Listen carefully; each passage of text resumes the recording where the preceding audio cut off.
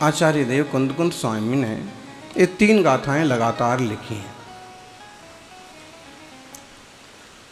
और एक विशेष उद्देश्य से लिखी हैं, एक विशेष उदाहरण देकर के लिखी हैं। पंथे मुस्संतम पश्चिदूण भणंती लोगा। लोगा, लोग तो आज भी बोलते हो आप लोग, भाई महाराज जी की सभा में बहुत लोग आते हैं,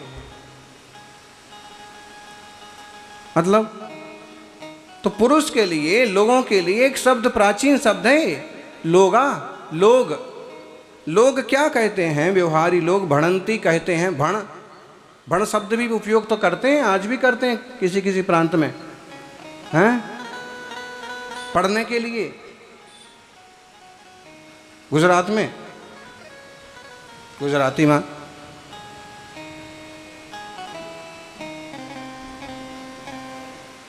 શું ભણો છો? क्या पढ़ते हो?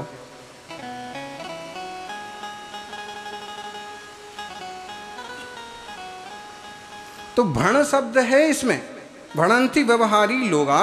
जो व्यवहारी लोग हैं ना, वो पंथे मुस्संतम पश्चिदूण, पंथे रास्ते में लुट जाते हैं। आजकल भी हैं रास्ते, आज भी ऐसे रास्ते हैं। दिल्ली में भी ऐसा मोहल्ला है कि तुम जहाँ जाओगे तो लुटे बिना नहीं निकल सकते। कौन सा मोहल्ला है वो? हैं, क्या बता रहे? शीलमपुर नहीं, जो वहाँ रहते वो लोग मना कर रहे। लेकिन देखना, कुछ कुछ स्थान ऐसे फेमस टाइप के होते हैं कि तुम उस रास्ते से निकलोगे तो तुम्हारी जेब काट ली जाएगी, तुम्हारी चैन खींच लाई जाएगी, तुम्हारा ऐसा हो जाएगा। तो पहले भी ऐसा हुआ करता था कि कोई एक ऐसा रास्ता हुआ करता था कि वहाँ अगर लूट गए, डाकुओं ने लूट लिया, तो लगभग गांव में फेमस हो जाता था कि उस रास्ते से जाओगे तो क्या कहते थे? भाई वो रास्ता बहुत लुटता है। क्या कहते थे सुल्लक जी? वो रास्ता तो लुटता है। अच्छा, रास्ता लुटता है। अच्छा, अभी आप जैसे आपसे ही पूछते हैं कि भाई ये सड़क कहाँ जाती है? सड़क कहाँ जाती है? तो बोले ये सड़क जो है ना, सीधी कृष्णा नगर कैलाश नगर होकर के चांदनी चौक तक जाती है, लाल मंदिर तक जाती है सीधी। ये किस तरह? और इतने में दूसरा बोले कि कैसी बात करते हो, मैं यहाँ 40 साल से रह रहा हूँ और 40 साल से सड़क यहीं की यहीं है, और तू कहता है कि वहाँ तक चली जाती है, आज तक नहीं गई। बताइए दोनों में सही क्या? व्यवहार में समझ जाता है। जिसको आपने कहा है ना कि ये सड़क जो है यहाँ से कहाँ तक जाती है, वो समझ जाता है कि अगर मैं चल करके जाऊँगा तो वहाँ तक पहुँच जाऊँगा। और जो तुम्हें टोक रहा है वो भी समझ रहा है कि भाई सड़क तो, इसको भी पता है कि सड़क के जो डामर है, जो मिट्टी है, जो गिट्टी है, वो कहीं जाती हैं। और तो कोई नेता जो बनवाने में शामिल होता है, जो कॉन्ट्रैक्टर होता है, वो भले खा जाएं। अतः ये भी कहाँ तक सही है? बहुत कंकर चुभ रहे थे सड़क पर, तो 2 युवा आपस में बात करने लगे कि देखिए क्या है आजकल, भ्रष्ट अधिकारी हैं, डामर पी गए। इसके ऊपर जो पतली वाली मुरुम, जो छोटी वाली गिट्टी डाली जाती है ना, वो कॉन्ट्रैक्टर खा गया। अब जबरदस्त, ऐसा कौन सा अधिकारी है, कॉन्ट्रैक्टर है, नेताजी हैं कि डामर पी जाएं हैं। और एक तो बहुत फेमस हुआ था एक जमाने में, बोले लालू चारा खा गया। और कितना चारा खाया? 150 ग्राम नहीं खाया, किलो 2 किलो भी नहीं खाया। कितना खाया हैं? 100 गायें जितना चारा 100 साल में न खा पाती, 2-4 दिनों में खा गए वो। फिर गोबर कितना निकला होगा, पूरा हिसाब बनाओ फिर।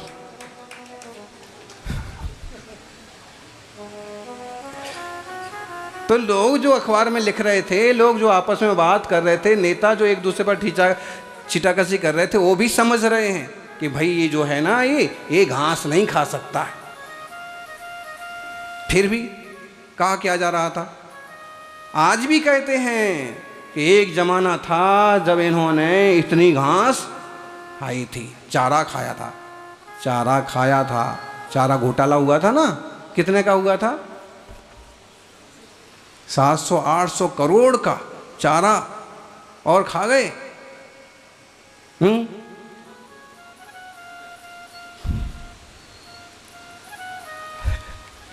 तो अब इसका अर्थ समझो।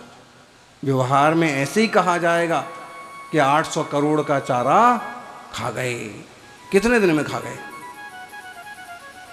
बोलो? अगर 1000 गायों को 100 साल तक डाला जाए तो भी आराम से पेट भरता रहेगा। एक आदमी इतना चारा कैसे खा गया? भावार्थ समझने में किसी को कोई तकलीफ नहीं है। इसमें सबको पता है कि इतने रुपए दबा लिए हैं, कागजों में कुछ दिखाया है और काम कुछ किया है। व्यवहार इसी ढंग से चलता है, इसी ढंग से समझा जाता है। तो ये बातें तो संसारी जन आराम से समझ जाते हैं कि उनको समझ में आ गया कि अगर वो डामर पी गए हैं, इसका मतलब है कि डामर सड़क पर नहीं डाला है, डामर नहीं खरीदा है, कागज़ों में डामर दिखा दिया और उसके पैसे से वो खुद मौज मस्ती में लगा दिया। जैसे ये बातें समझ में आ जाती हैं, ऐसे ही मोक्ष मार्ग के संबंध में जीव और देह की भिन्नता की बात भी समझ में आना चाहिए कि अगर ऐसा कहा गया कि मेरा गोरा रंग है, मेरा सांवला रंग है, तो किसका रंग है? बोलो। देह का है, चेतना का नहीं है। बलभद्र इतने सुंदर थे, है ना? कृष्ण जी के भाई भी बहुत सुंदर थे। अकेले कृष्ण जी सुंदर नहीं थे, वो तो सुंदर होने के साथ साथ चालाक भी थे। एक बांसुरी बजाते थे तो गोपियां क्या और गायें क्या सब दौड़ी चली आती थी।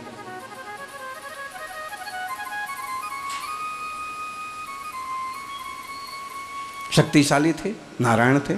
लेकिन बलभद्र भी कोई कमजोर नहीं थे। और फिर वो आगे वाला किस्सा जो लोक में बहुत कम सुनने को मिलता है कि जैसे ही कृष्ण जी का देहावसान हुआ, देह विसर्जन हुआ, कैसे हुई बोलो? योगेश्वर कृष्ण की मृत्यु कैसे हुई थी माताओं? धरी जरत कुंवर के हाथ, मौत गिरधर की, है ना? वो गीत है ना? क्या है गीत?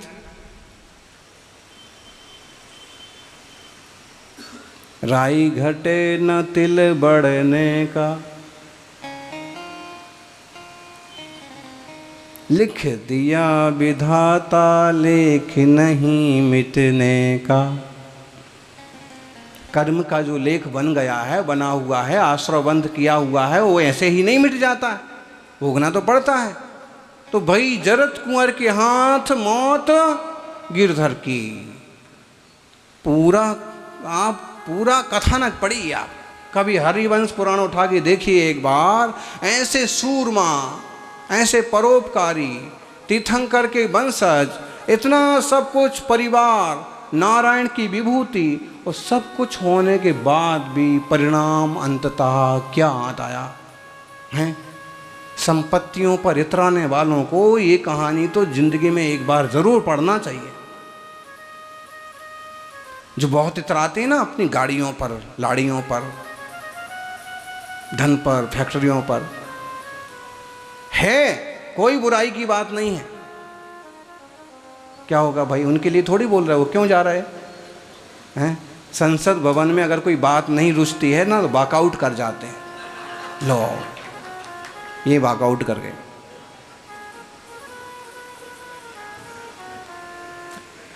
हाँ, वॉकआउट सुनना ही नहीं है ना, क्या चर्चा हो रही है। खैर समझो,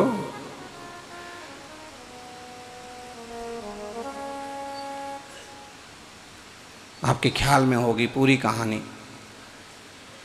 तीर्थंकर नेमिनाथ के समोषण में बताया जाता है, पूछते हैं बाकायदा विनय से पूछते हैं कि हे भगवान, उस समय नारायण नारायण हैं, बलभद्र साथ में हैं, पूरा परिवार दर्शन को गया है।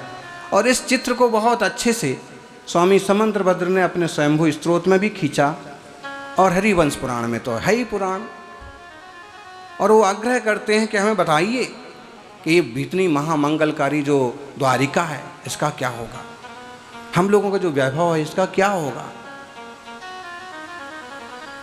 ढेर सारे प्रश्न करते हैं, अपनी रानियों का भविष्य पूछते हैं, भूतकाल पूछते हैं, अपने बेटों का पूछते हैं। तीर्थंकर की दिव्य ध्वनि में सब आता जाता है, सब कुछ मालूम पड़ता जाता है। और ये भी मालूम पड़ता जाता है कि हे नारायण, ये आपका वैभव भी एक दिन पानी पानी हो जाएगा, ये इतनी सुंदर द्वारिका भी एक दिन आग का शिकार हो जाएगी। और हे बलभद्र, एक दिन बोझ आएगा जो तुम्हारे सबसे प्यारे भाई कृष्ण को लेके चला जाएगा। सारा भविष्य मालूम पड़ गया, और सारा भविष्य फल मालूम पड़ने के बाद भी देखो तो व्यवस्थाएं भी बनाई। भाई यदुवंशी शराब के नशे में आकर के और ऐसा कोई उपद्रव करेंगे कि द्वारका में आग लग जाएगी। तो भाई कृष्ण ने कहा कि आजकल आज से शराब बेचना बनाना सब बंद, द्वारिका में आज से कोई शराब नहीं पिएगा। शराब का मतलब एक तरह का आसव भी होता रहा है, एक तरह का। और जैसे आज सब तरह के आदमी हैं, उस समय भी कुछ ना कुछ शौकीन लोग तो होते ही हैं। आज भी देख लो, घर में माँ की 2 प्रतिमा हैं, दादी की 2 प्रतिमा हैं, और पोता बियर बार का चक्कर लगा के आ जाता है। अब क्या किया जाए, दादा परेशान हैं कि मैं रोज अभिषेक करने जाता हूं, और ये पोता है समझने को तैयार नहीं। एक ही घर में सबके एक जैसे परिणाम मिलते हैं क्या? वहाँ भी नहीं मिलते होंगे, कुछ ना कुछ लोगों का शौक होगा। और जब विराम लगा दिया तो सारा का सारा माल उठवा के बाहर फेंकवाया, जहाँ बड़ी बड़ी चट्टानें थीं। कहते हैं वो सारे माल बार सारा पुराना शराब इकट्ठा होता गया, बरसातें बरसती गईं, माल सड़ता गया। एक बार जब इस तरह का योग बना तो यदु कुमार खेलने के लिए उसी तरफ गए। और कौन? वही शंभू कुमार वगैरह जो गिरनार की दूसरी टोंक से मोक्ष गए। भाई युवाओं को होता है शौक, इतना बढ़िया माहौल है, चलेंगे खेलेंगे। और प्यास लगी तो पानी समझ के पी गए, और पानी तो था वो, लेकिन वो ऐसा पानी था कि जिसमें बरसों से महुए और उस तरह की चीज़ें इकट्ठी हो करके शराब का रूप धारण कर चुकी थी। शराब का सामान जिसमें था और उसका नशा चढ़ा। वहीं द्विपायन तप कर रहे थे, फिर वहीं उनने चिल्ला चौड़ चालू कर दी, गाली गलौज चालू। ये द्विपायन, अच्छा तो नेमिनाथ भगवान ने इन्हीं के लिए कहा था कि हमारी द्वारिका को आग लगाने में निमित्त बनेंगे। वाह, ये आग लगाएंगे। ये क्या आग लगाएंगे? अपन इनका हाथ पांव तोड़ देंगे, सिर फोड़ देंगे।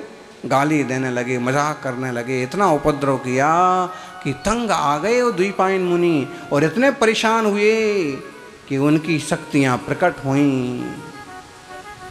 कहते हैं उनको इतना 2 तरह से कहानी आती, इतने पत्थर मारे कि वो मरण को प्राप्त हो गए, क्रोध करते करते मरे, अग्नि कुमार देव बन गए, द्वारका में आग लगा दी। गुस्से गुस्से में क्या हुआ? और फिर वो बात भी हो गई।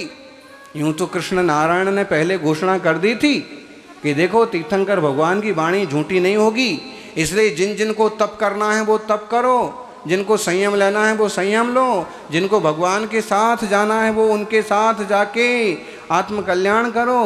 भाई मैं तो कहीं जाने वाला नहीं हूँ, तुमको जाना है जाओ। रानियों को आज्ञा दे दी, अपने भाइयों को आज्ञा दे दी, प्रद्युम्न कुमार को भी आज्ञा दे दी, जिनको जाना था, जिनकी तपस्या की इच्छा थी, खुद नहीं गए, उनके मुँह में बलभद्र भी नहीं गए। और फिर जब वो आग लगी, क्या कुछ धूं धूं जलने लगा, कहते हैं कि ऐसे सूरवीर पुरुष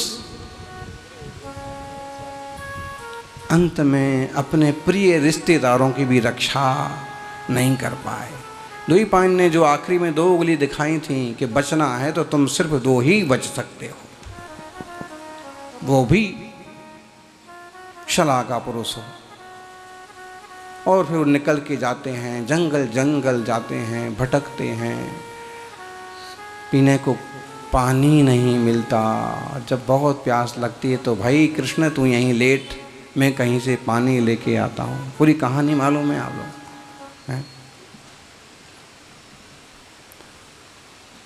मतलब कर्मों का जंजाल भी कितना खतरनाक होता है। अपने ही आश्रव बंध अपने लिए ही कितने जोरदार ठोकर मारते। पानी लेने गए तब तक यहाँ जो उनका एक भाई जिसने भी दिव्य ध्वनि सुनी थी और जिसे मालूम पड़ता था कि जरत कुमार मतलब मैं, मेरे हाथों और मेरे इतने प्यारे भाई की मौत होगी, ऐसा कभी नहीं हो सकता, मैं राज छोड़ के ही चला जाता हूँ, जंगल में रहूँगा। राज तो छोड़ दिया, धनुष बाण नहीं छोड़ा। होनहार है, राज में रहते और हथियारों का त्याग कर देते तो एक बार मानते कि ठीक, लेकिन होना तो वही है ना जो होना है सज्जनों।